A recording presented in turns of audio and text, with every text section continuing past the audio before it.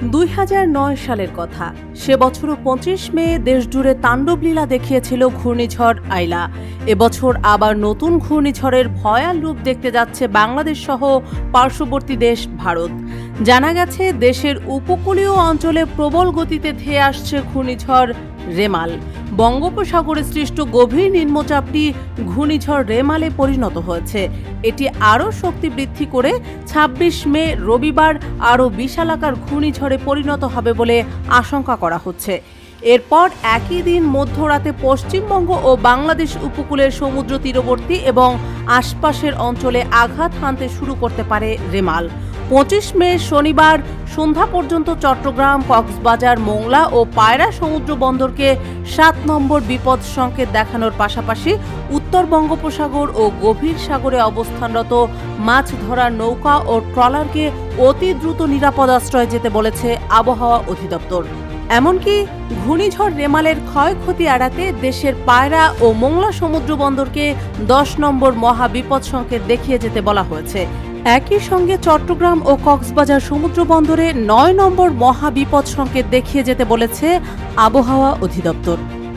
ভারতীয় বার্তা সংস্থা পিটিআই এর বরাত দিয়ে শনিবার রাতে এক প্রতিবেদন প্রকাশ করে সংবাদ মাধ্যম এনডিটিভি।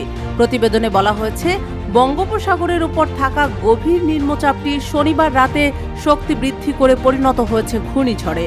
ক্রমে এটি আরও শক্তি বৃদ্ধি করতে চলেছে এবং রবিবার সকালে পরিণত হবে প্রবল ঘূর্ণিঝড়ে। এরপর রবিবার রাতেই ঘূর্ণিঝড়টি আছড়ে পড়বে বাংলাদেশের খেপুপাড়া এবং পশ্চিমবঙ্গের সাগরদ্বীপের মাঝে স্থলভাগে। এ সময় উপকূলীয় এলাকায় ঘণ্টায় সর্বোচ্চ 135 কিলোমিটার বেগে বইতে পারে ঝড়। চলতি প্রাক বর্ষা মৌসুমে বঙ্গোপসাগরে এটি প্রথম ঘূর্ণিঝড় হতে যাচ্ছে। শনিবার রাতে ভারতের আবহাওয়া দপ্তর তাদের আপডেটে জানিয়েছে, পূর্ব মধ্য বঙ্গোপসাগরের গভীর নিম্নচাপটি ঘূর্ণিঝড় রেমালে পরিণত হয়েছে এবং সে সময় এটি বাংলাদেশের খেপুপাড়ার প্রায় 360 কিলোমিটার দক্ষিণ দক্ষিণ পূর্বে এবং পশ্চিমবঙ্গের সাগরদ্বীপের 350 কিলোমিটার দক্ষিণ দক্ষিণ পূর্বে কেন্দ্রীভূত অবস্থায় ছিল। বর্তমানে ক্যানিংয়ের দক্ষিণ এবং দক্ষিণ পূর্বে 390 কিলোমিটার দূরে অবস্থান করছে রেমাল। ভারতের আবহাওয়া অফিস জানিয়েছে, সব ঠিকঠাক চললে রবিবার সকালেই রেমাল প্রবল ঘূর্ণিঝড়ে পরিণত হবে এবং এটি মধ্যরাতে আছড়ে পড়বে স্থলভাগে।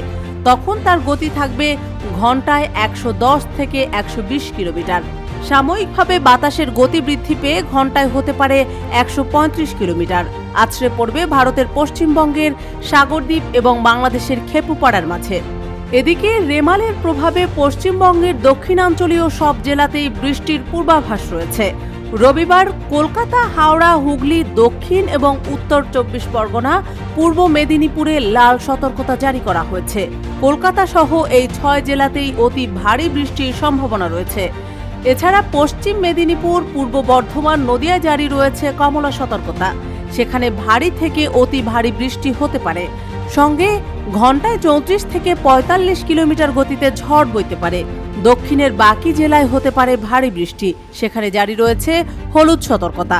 সোমবার পর্যন্ত মৎস্যজীবীদের সমুদ্রে যেতে নিষেধ করা হয়েছে।